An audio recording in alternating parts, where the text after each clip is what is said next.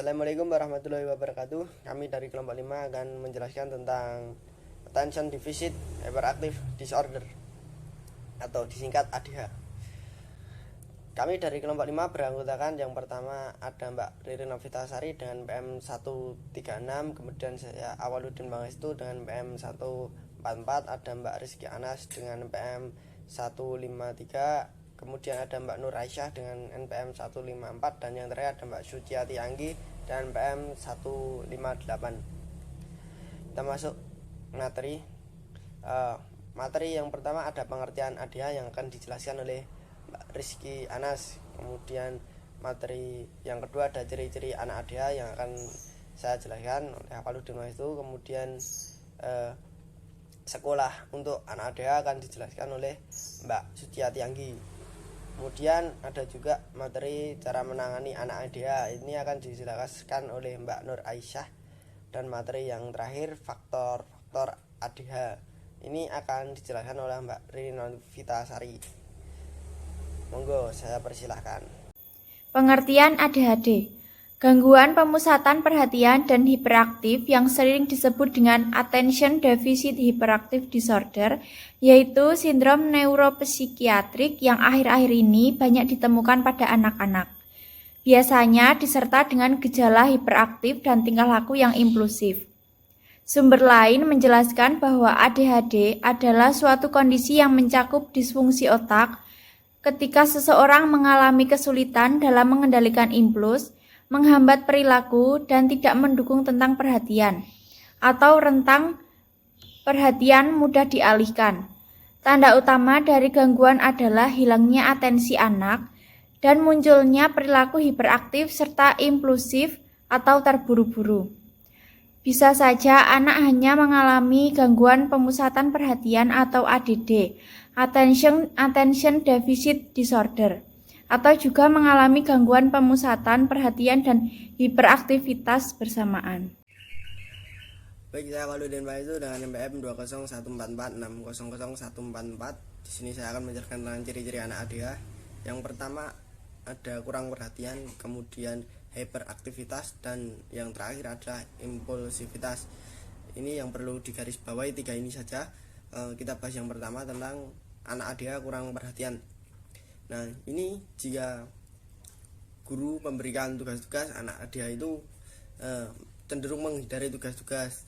Jika diajak berbicara, tidak mendengarkan seorang guru, dan ini yang menjadi kurang perhatian si anak, yaitu kurang mendengarkan, jadi fokusnya kemana-mana.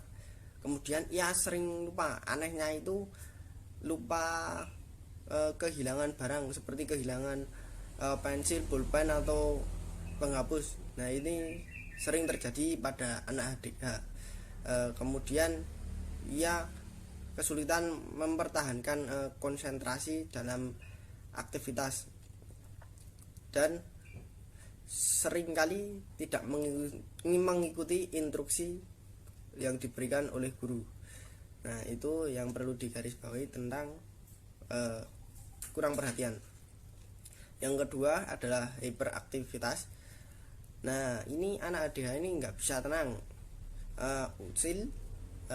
Kalau duduk itu kakinya itu kayak gelisah, pengen keluar main di halaman. Nah, kemudian ada juga hiperaktivitas ini mengalami kesulitan pada waktu luang, seperti nggak bisa santai di waktu-waktu hening seperti tes. Nah, hiperaktivitas ini dipengaruhi oleh tekanan motorik dari seorang anak tersebut. Ya, tekanan itu akan memberikan dorongan aktivitas-aktivitas yang berlebih. Nah, dan yang terakhir ia sering berbicara. Nah, kemudian kita bahas yang ketiga tentang impulsivitas. Apa sih impulsivitas pada anak ADH? Itu ya sering berbicara seakan-akan dia tahu, seperti ada anak bicara langsung dipotong pembicaraannya. Itu ciri-ciri anak ADH tentang impulsivitas. Kemudian sering sulit menunggu giliran. Jadi misal ada giliran ke tengah-tengah, misal kelas 10, dia gelisah. Di sini saya akan menjelaskan faktor-faktor ADHD. ADHD hanya dapat dilihat dari perilaku yang sangat ketara pada diri anak. Mengapa demikian? Karena ADHD adalah istilah yang digunakan untuk menggambarkan beberapa pola perilaku yang sulit dibedakan di antara anak-anak yang kelak suatu hari ditemukan perbedaan beserta penyebabnya. Yang pertama, faktor genetik atau keturunan. Sebagian besar penderitaan ADHD mendapatkan kondisi ini dari orang tuanya. Yang kedua, faktor fungsi otak. Secara sederhana, dapat dikatakan bahwa secara biologis ada dua mekanisme di dalam otak yang mengaktifkan sel-sel saraf atau eksitasi dan penghambat sel-sel saraf atau inhibisis.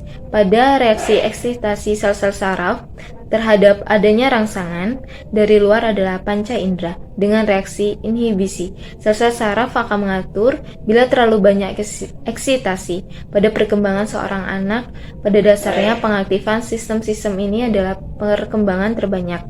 Yang ketiga, ada faktor lingkungan. Pada faktor lingkungan ini, lingkungan yang dimaksud adalah lingkungan secara luas, termasuk lingkungan psikologis atau relasi dengan orang lain, berbagai kejadian dan penanganan yang telah diberikan, lingkungan fisik atau makanan, obat-obatan, menyinaran, atau lingkungan biologis seperti cedera otak, radang otak, dan komplikasi serta melahirkan. Yang keempat, ada kultural dan psikologi. Pada bagian ini terdapat yang pertama, pemanjaan. Pemanjaan dapat juga disamakan dengan memperlakukan anak terlalu manis, bujuk makan, membiarkan saja, dan sebagainya.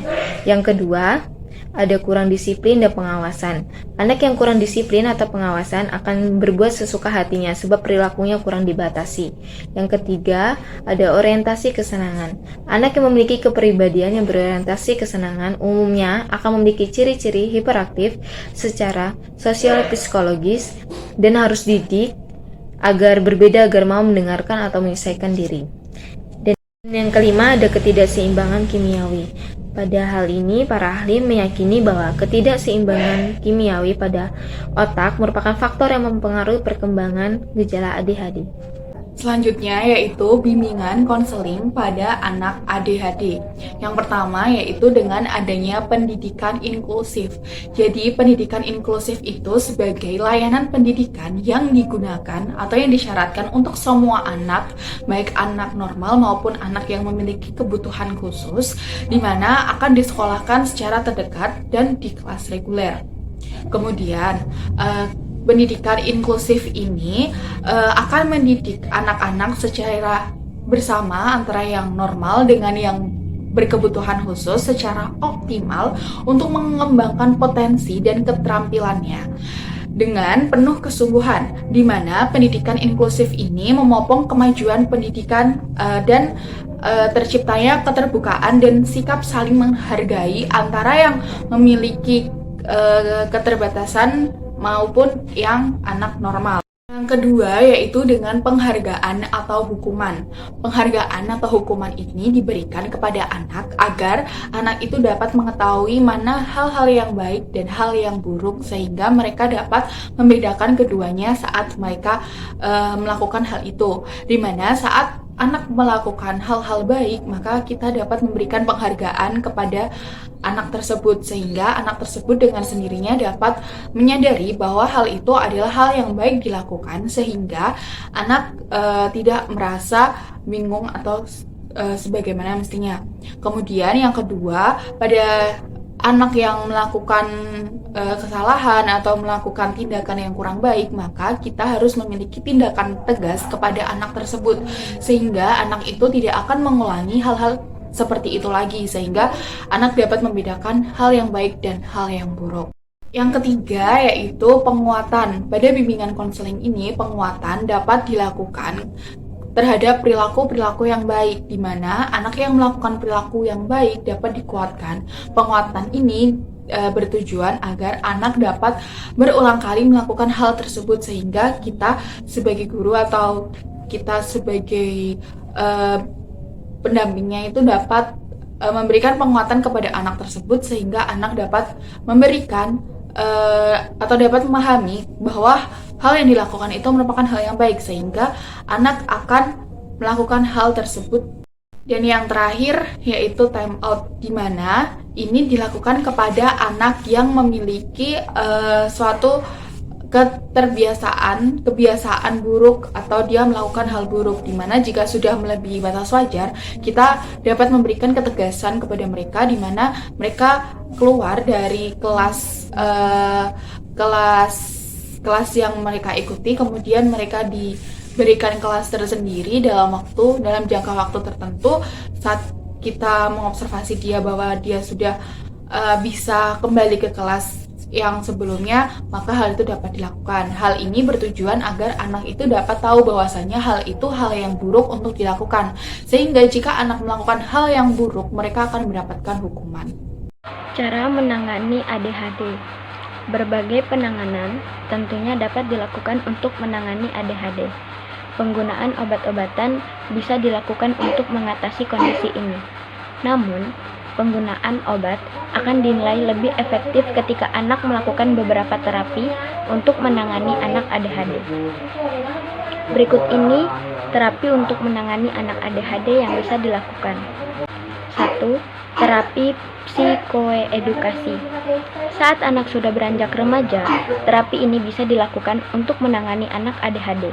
Terapi ini akan dilakukan dengan mendiskusikan seputar ADHD dan dampaknya bagi kesehatan maupun lingkungan. Dengan begitu, anak-anak akan lebih mengerti apa yang sedang mereka alami. Kedua, terapi perilaku. Terapi perilaku biasanya dilakukan untuk mendorong anak mampu mengendalikan gejala ADHD yang mereka idap. Ibu sebaiknya jangan ragu berikan penghargaan sederhana pada anak saat ia berhasil mengendalikan gejala yang diidap. 3. Terapi perilaku kognitif. Jenis terapi ini hampir sama dengan terapi perilaku. Namun, terapi perilaku kognitif akan membantu anak mengendalikan gejala dengan mengubah cara pikir dan pandangan anak terhadap suatu kondisi. Dan yang terakhir, pelatihan keterampilan sosial. Terapi ini membantu anak untuk mengambil bagian dalam situasi yang bertujuan untuk mengedukasi anak-anak bahwa perilaku mereka dapat memengaruhi orang lain. Baik, demikianlah presentasi dari kelompok 5, mudah-mudahan bermanfaat, dan apabila ada kesalahan kami mohon maaf. Kita akhiri. Assalamualaikum warahmatullahi wabarakatuh.